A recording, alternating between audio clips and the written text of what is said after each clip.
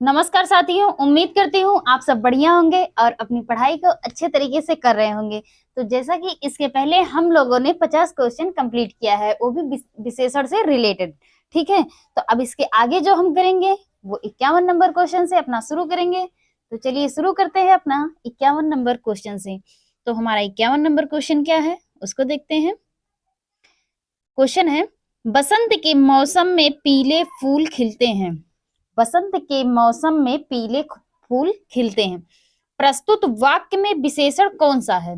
प्रस्तुत वाक्य में विशेषण कौन सा? इस वाक्य में विशेषण कौन सा है बताना है। तो ऑप्शन ए है हमारा मौसम, option B full, option C बसंत, ऑप्शन डी है पीले। तो इसमें से ऑप्शन डी हमारा सही हो जाता है। ये फूल की क्या बता रहा है? विशेषता बता रहा है। पीला जो है वो क्या बता रहा है कि मतलब पीला जो है वो फूल की विशेषता बता रहा है। ठीक है, फूल की विशेषता क्या हो जाएगा? पीला। तो इसके आगे देखते हैं हम। 52 नंबर हमारा क्वेश्चन क्या है। मैंने अपना घर मटमैले रंग से मैंने अपना घर मटमैले रंग का रंगवाया है। इसमें मटमैला शब्द क्या है? इसमें पूछा है कि मटमैला ये जो मटमैला शब्द है ये हमारा क्या है? तो ऑप्शन ए है विशेषण, ऑप्शन बी है सर्वनाम, ऑप्शन सी है विशेष, ऑप्शन डी है संज्ञा। तो इसमें जो मटमैला शब्द हो जाएगा वो हमारा विशेषण हो जाएगा। ऑप्शन ए हमारा सही हो जाएगा। घर का जो रंग हुआ है, मतलब रंगवाया गया है जिससे, वो किस रंग से रंगवाया गया है? मटमैले। तो रंग की क्या बता रहा है? विशेषता बता रहा है। रंग क्या है? मटमैले रंग का है। ठीक है, अब इसके आगे देखते हैं 53 नंबर क्वेश्चन। विशेषण जिसकी विशेषता बताता है वह क्या कहलाता है? ये हमसे पूछा है। तो ऑप्शन ए हमारा है विशेष, ऑप्शन बी हमारा है सर्वनाम, ऑप्शन सी हमारा है क्रिया, ऑप्शन डी हमारा है संज्ञा। तो इसमें से ऑप्शन ए हमारा सही हो जाता है। जो विशेषण की विशेषता बताए उसे विशेष से कहते हैं। ठीक है, जो विशेषण की विशेषता बताता है उसे विशेष से कहते हैं। 54 नंबर क्वेश्चन क्या है? विशेषण कितने प्रकार के होते हैं? ये हमसे पूछा है। तो ऑप्शन ए है 2, ऑप्शन बी है 3, ऑप्शन सी है 4, ऑप्शन डी है 5। तो ऑप्शन सी हमारा सही हो जाता है। विशेषण कितने प्रकार के होते हैं? 4 प्रकार के होते हैं। ठीक है, अब इसके आगे देख लेते हैं इसकी व्याख्या। वो चारों प्रकार कौन कौन से हैं? तो पहला तो हमारा है सार्वनामिक विशेषण, लेकिन इसके अंतर्गत 2 आते हैं। सार्वनामिक विशेषण के अंतर्गत 2 कौन कौन से हैं?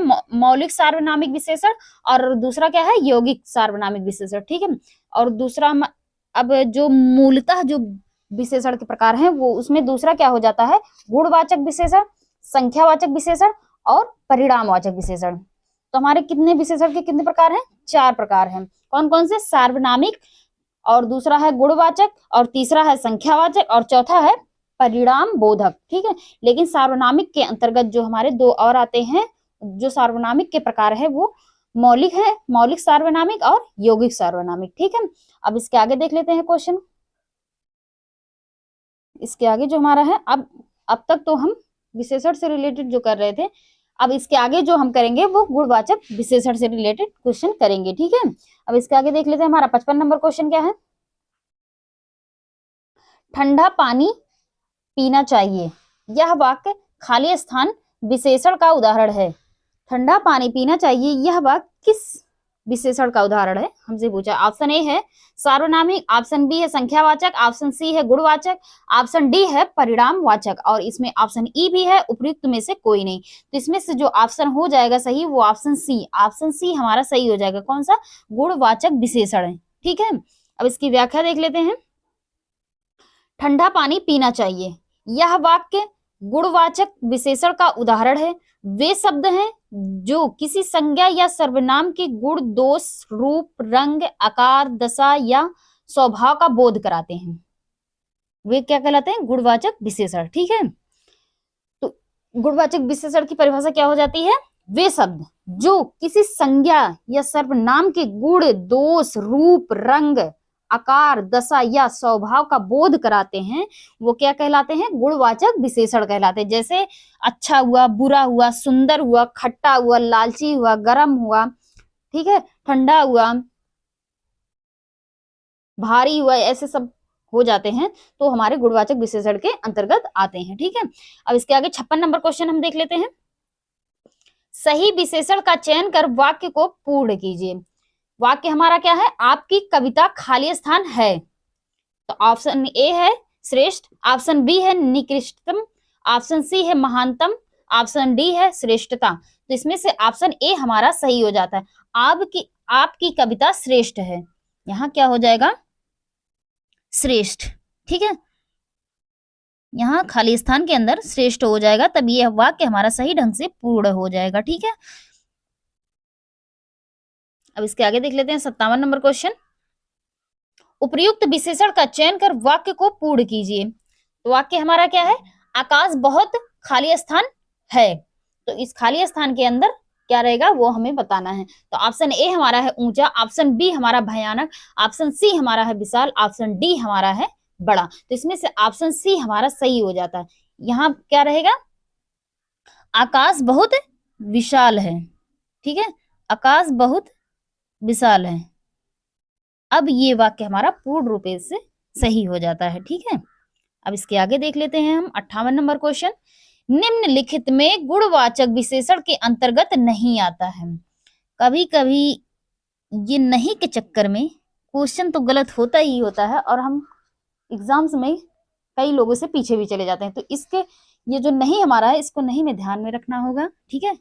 आप लोग ध्यान में रखेंगे इस नहीं को, तो इसके अकॉर्डिंग हम क्वेश्चन के आंसर को बताते हैं। तो गुणवाचक विशेषण के अंतर्गत कौन नहीं आता है, ठीक है। तो ऑप्शन ए है सब, ऑप्शन बी है प्राचीन, ऑप्शन सी है पालतू, ऑप्शन डी है तिरछा। तो इसमें से ऑप्शन ए हमारा सही हो जाता है, ये हमारा गुणवाचक विशेषण के अंतर्गत नहीं आता, ठीक है। अब इसके आगे देख लेते हैं 59 नंबर क्वेश्चन क्या है हमारा। चरित्रवान व्यक्ति अच्छे कर्म करता है। वाक्य में चरित्रवान शब्द विशेषण का कौन सा भेद है। ऑप्शन ए है परिणामवाचक विशेषण, ऑप्शन बी है सार्वनामिक विशेषण, ऑप्शन सी है संख्यावाचक विशेषण, ऑप्शन डी है गुणवाचक विशेषण। तो इसमें से ऑप्शन डी हमारा सही हो जाता है, ठीक है। चरित्रवान जो है वो गुणवाचक विशेषण है। ये क्या, चरित्रवान व्यक्ति का गुण बता रहा है, ठीक है, व्यक्ति कैसा है, चरित्रवान है, ठीक है। तो ये चरित्रवान हमारा गुणवाचक विशेषण हो जाता है। अब इसके आगे देख लेते हैं हम 60 नंबर क्वेश्चन। गुणवाचक विशेषण का उपयुक्त उदाहरण नहीं है। तो ऑप्शन ए हमारा है गंभीर, ऑप्शन बी हमारा भावुक, ऑप्शन सी है गुस्सा, ऑप्शन डी है शांत। तो ऑप्शन सी हमारा सही हो जाता है। गुस्सा जो हमारा है वो गुणवाचक विशेषण के अंतर्गत नहीं आता है, ठीक है, बल्कि ये गुस्सा हमारा क्या है, ये संज्ञावाचक शब्द है, क्या है, ये विशेषण ना होकर संज्ञा है, ठीक है। और बाकी ये जो तीनों हैं, ये तीनों हमारे ये गुणवाचक विशेषण के अंतर्गत आते हैं, और नहीं का विशेष ध्यान रखना होगा, ठीक है। अब इसके आगे देख लेते हैं 61 नंबर क्वेश्चन। निम्नलिखित में से गुणवाचक विशेषण का उदाहरण है। ऑप्शन ए है अधिक, ऑप्शन बी है प्रत्येक, ऑप्शन सी है भला, ऑप्शन डी है 100 गुना। तो इसमें से ऑप्शन सी हमारा सही हो जाएगा। भला जो हमारा है वो गुणवाचक विशेषण नहीं है, जबकि ये तीनों ऑप्शन जो हमारे हैं वो गुणवाचक विशेषण के सही उदाहरण हैं, ठीक है। तो अब इसके आगे देख लेते हैं इसकी व्याख्या क्या है। शब्द हमारा क्या है अधिक। अधिक क्या है, ये विशेषण के प्रकार में से कौन सा प्रकार है, परिणाम बोधक प्रकार है, ठीक है। और प्रत्येक जो हमारा है वो संख्यावाचक कहलाता है, और भला जो हमारा है वो गुणवाचक दशा बोधक है, और 100 गुना जो हमारा है ये संख्यावाचक विशेषण है, ठीक है। अब इसके आगे देखते हैं 62 नंबर क्वेश्चन हमारा क्या है। दृश्य मनोरम था। दृश्य क्या था, मनोरम था। इस वाक्य में प्रयुक्त विशेषण है। ऑप्शन ए है भाववाचक, ऑप्शन बी है गुणवाचक, ऑप्शन सी है संख्यावाचक, ऑप्शन डी है निर्देशक। तो इसमें से ऑप्शन बी हमारा सही हो जाता है, गुणवाचक। तो गुणवाचक, तो इसमें जो मनोरम है वो हमारा गुणवाचक विशेषण हो जाता है। इस वाक्य में दृश्य मनोरम था, इस वाक्य में ये हमारा गुणवाचक हो जाता है, ठीक है। दृश्य ये बता रहा कि दृश्य किस तरीके का है, ठीक है। तो ये दृश्य कैसा है, मनोरम है। मनोरम हमारा क्या हो जाता है, गुणवाचक विशेषण हो जाता है। और गुणवाचक विशेषण होता क्या है, जिस शब्द से संज्ञा या गुण, दशा, स्वभाव या लक्षित हो, आदि लक्षित हो, मतलब बताया जाए, उसे क्या कहा जाता है, गुणवाचक विशेषण कहा जाता है, ठीक है। अब इसके आगे देख लेते हैं 63 नंबर क्वेश्चन क्या है। ईमानदार शब्द में कौन सा विशेषण है। ऑप्शन ए है गुणवाचक विशेषण, ऑप्शन बी है संख्यावाचक विशेषण, ऑप्शन सी है परिणामी वाचक विशेषण, ऑप्शन सी डी है सार्वनामिक विशेषण। तो इसमें से ऑप्शन ए हमारा सही हो जाता है। ईमानदार जो हमारा है वो गुणवाचक विशेषण है, ठीक है। अब इसके आगे देख लेते हैं। हमारा 64 नंबर क्वेश्चन क्या है, दिल्ली में ऊंची इमारतें हैं, तो इसमें से हमें बताना है इसमें से कौन सा विशेषण है, इस वाक्य में कौन सा विशेषण है। ऐसे वाक्य दे देता तो समझ नहीं आता कि करना क्या है इसका, तो इसमें से बताना होता है कौन सी विशेषण है, ठीक है।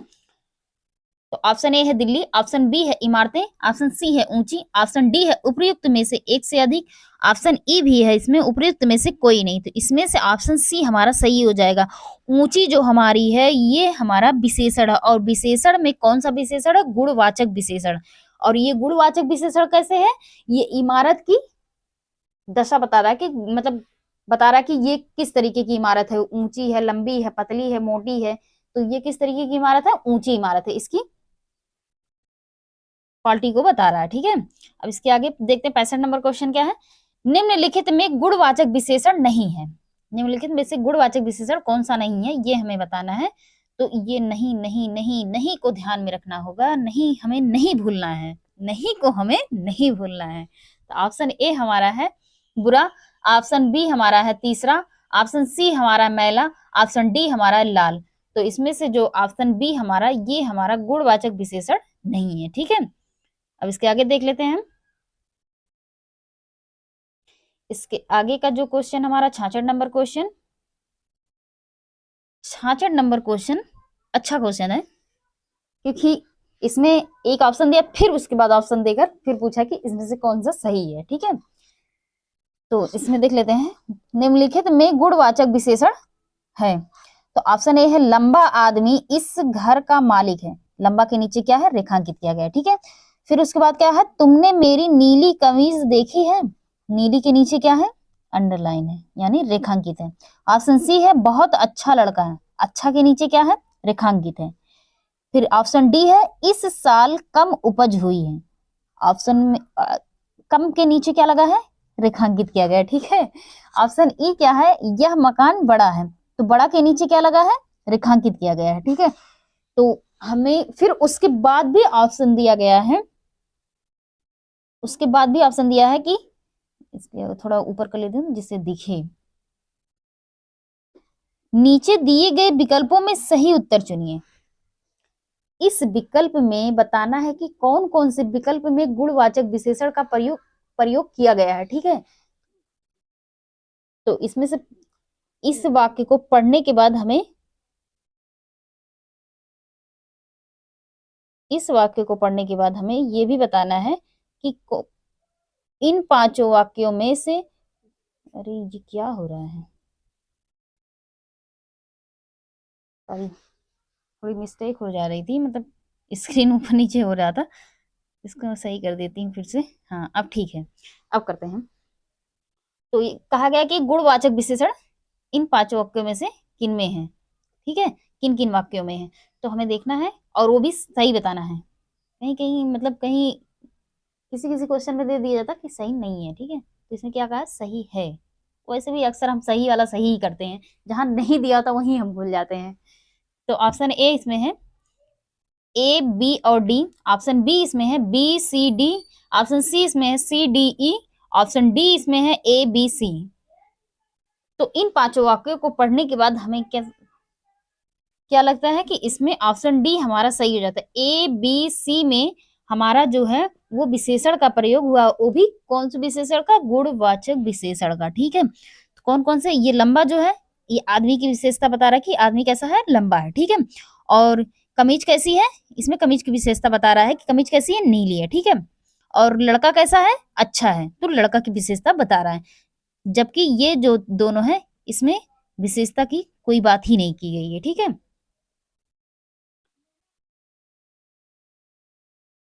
अब इसके आगे देखते हैं 67 नंबर, इनमें से कौन अधिक बलवान है। अधिक के नीचे क्या है, रेखांकित किया गया, ठीक है। तो वाक्य में रेखांकित शब्द है क्या, तो ऑप्शन ए है गुणवाचक विशेषण, ऑप्शन बी है सार्वनामिक विशेषण, ऑप्शन सी है परिणामवाचक विशेषण, ऑप्शन डी है संख्यावाचक विशेषण। तो इसमें से ऑप्शन ए हमारा सही हो जाता है, गुणवाचक विशेषण। अधिक क्या है हमारा, गुणवाचक विशेषण है। ठीक है, अब इसके आगे देख लेते हैं हम 68 नंबर क्वेश्चन, रेखांकित पदबंध का प्रकार बताइए। उस जैसा जिंदा दिल इंसान मिलना कठिन है। तो उस जैसा जिंदा दिल के नीचे क्या किया गया, रेखांकित किया गया है। तो ये हम रेखांकित किया गया है, तो ये जैसे एक के नीचे अगर होता है जिंदा दिल, तो ये हमारा क्या हो जाता है, रेखांकित शब्द हो जाता है। लेकिन ये क्या है, पदबंध। ठीक है, ये पदबंध है जिसमें संज्ञा और सर्वनाम दोनों को विशेषण के रूप में प्रयुक्त किया जाता है, वो क्या कहलाता है, पदबंध कहलाता है। ठीक है, वो भी क्या, कौन सा पदबंध, विशेषण पदबंध कहलाता है। तो ऑप्शन ए हमारा है क्रिया विशेषण पदबंध, ऑप्शन बी हमारा विशेषण पदबंध, ऑप्शन सी हमारा संज्ञा पदबंध, ऑप्शन डी हमारा है सर्वनाम पदबंध। तो ऑप्शन बी हमारा सही हो जाता है, विशेषण पदबंध। ठीक है, तो उस जैसा जिंदा दिल, ये हमारा क्या हो जाएगा, विशेषण पदबंध। ठीक है, विशेषण पदबंध। इसके आगे देख लेते हैं इसकी व्याख्या। जो पदबंध संज्ञा या सर्वनाम के विशेषण के रूप में प्रयुक्त होते हैं उन्हें विशेषण पदबंध कहा जाता है। क्या, जो पदबंध संज्ञा या सर्वनाम के विशेषण के रूप में प्रयुक्त होते हैं उन्हें विशेषण पदबंध कहा जाता है। ठीक है, अब इसके आगे देखते हैं। विशेषण पदबंध में एक पदबंध शीर्ष पद पर स्थित होता है तथा शेष पदबंध प्रविशेषण बनकर प्रयुक्त होते हैं। ठीक है, क्या कहा है, विशेषण पदबंध जो होता है उसमें क्या होता है, एक पदबंध जो होता है वो शीर्ष पर स्थित होता है और जो उसके अलावा होते हैं वो प्रविशेषण बनकर वाक्य में उपयुक्त होते हैं, यहाँ प्रयोग किए जाते हैं। ठीक है, अब इसके आगे 69 नंबर देख लेते हैं। 69 नंबर क्वेश्चन जो हमारा है, निम्नलिखित शब्दों में से कौन सा शब्द मूल रूप से विशेषण है। ऑप्शन ए है पतला, ऑप्शन बी है अर्थ, ऑप्शन सी है परिवार, ऑप्शन डी है परलोक। तो ऑप्शन ए हमारा, ये हमारा विशेषण है। वो भी कौन सा विशेषण है, गुणवाचक विशेषण। ठीक है, जबकि जो अन्य सभी हैं ये तीनों, ये हमारे विशेष हैं, ये और ये और ये तीनों हमारे विशेष से हो जाते हैं। अब इसके आगे देख लेते हैं। अगर हम जो अदर ऑप्शन थे, दूसरे जो ऑप्शन थे बी सी डी, इनको अगर हम बनाएंगे तो अर्थ का जो हो जाएगा वो अर्थ का विशेषण बनाएंगे तो आर्थिक हो जाएगा, परिवार का विशेषण बनाएंगे तो पारिवारिक हो जाएगा, और परलोक का विशेषण बनाएंगे तो पारलौकिक हो जाएगा। ठीक है, इसको भी ध्यान में रखेंगे। अब इसके आगे देख लेते हैं, क्योंकि अक्सर क्वेश्चन से ना पूछकर उसकी व्याख्याओं से कभी कभी क्वेश्चन पूछ लिया जाता है, तो व्याख्याओं को देख लेते हैं जो भी इंपॉर्टेंट है। तो हमारा 70 नंबर क्वेश्चन क्या है, निम्नलिखित में, अरे ये क्या हो रहा है, चलिए देखते फिर से। 70 नंबर क्वेश्चन है, निम्नलिखित में कौन सा शब्द विशेषण है। ऑप्शन ए है मात्र, ऑप्शन बी है खर्च, ऑप्शन सी है निपट, ऑप्शन डी है चुपचाप।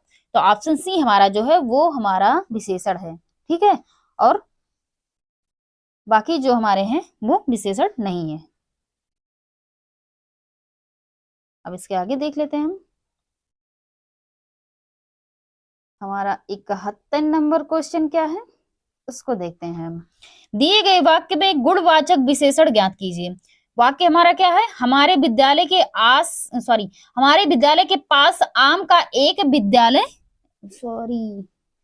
मेरा दिमाग कहाँ चल रहा है, हमारे विद्यालय के पास आम का एक विशाल वृक्ष है।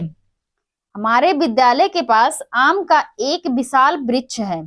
तो इस वाक्य में बताना है कि गुणवाचक विशेषण कौन सा शब्द है।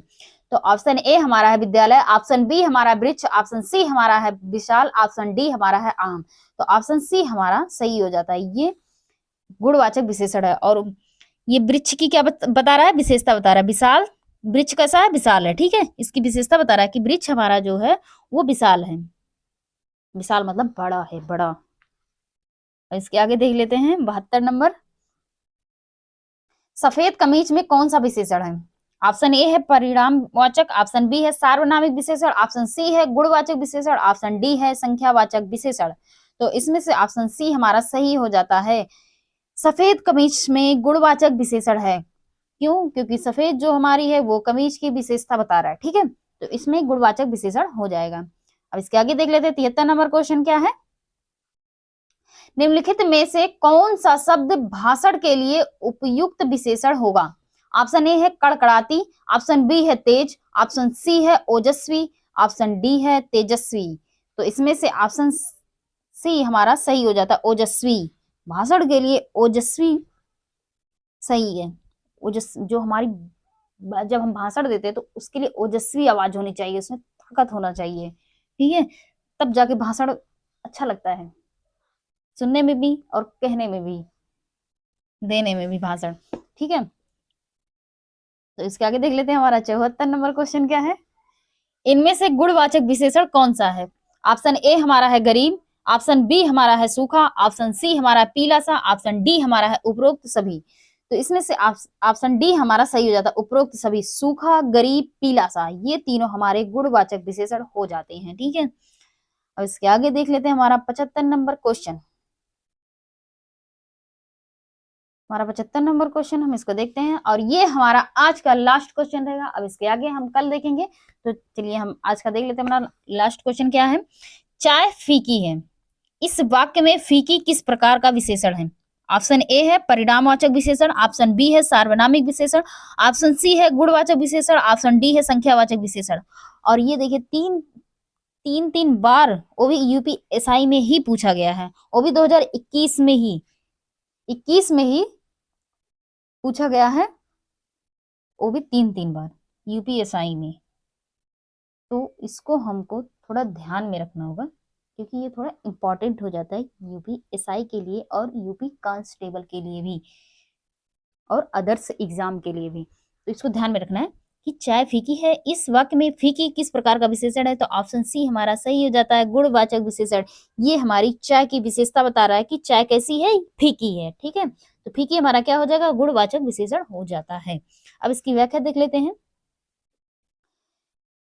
चाय फीकी है, इस वाक्य में फीकी गुणवाचक विशेषण शब्द है। जिस विशेषण शब्द से किसी संज्ञा या सर्वनाम का गुण दोष, रंग, रूप, आकार, दशा आदि का बोध हो उसे गुणवाचक विशेषण कहते हैं। गुण में जैसे क्या हो जाएगा, सुंदर हो गया, मीठा हो गया, कड़वा हो गया, अच्छा हो गया, बहादुर हो गया आदि, ठीक है। और दोष में क्या हो गया, बुरा हो गया, कायर, खट्टा, तीखा, पापी आदि। और रंग में क्या होता है, लाल, पीला, हरा, नीला, गुलाबी, मटमैला, जो ही कलर होते हैं सब रंग के अंदर आ जाएंगे। आकार में नुकीला, लंबा, बड़ा, मोटा, पतला, भारी, ये सब हमारे क्या आ जाएंगे, आकार के अंदर आ जाएंगे, ठीक है। सॉरी, भारी जो हमारा वो दशा के अंतर्गत आता है, आकार के नहीं। तो दशा में देखते हैं, ऊंचा है, नीचा है, गहरा है, सकरा है, भारी है, हल्का है, ये सब हमारे किसके अंदर आ जाते हैं, दशा के अंदर आ जाते हैं, ठीक है। तो आज का ये हमारा लास्ट क्वेश्चन रहा। अब इसके आगे हम कल कंटिन्यू रखेंगे। आज के लिए थैंक यू सो मच।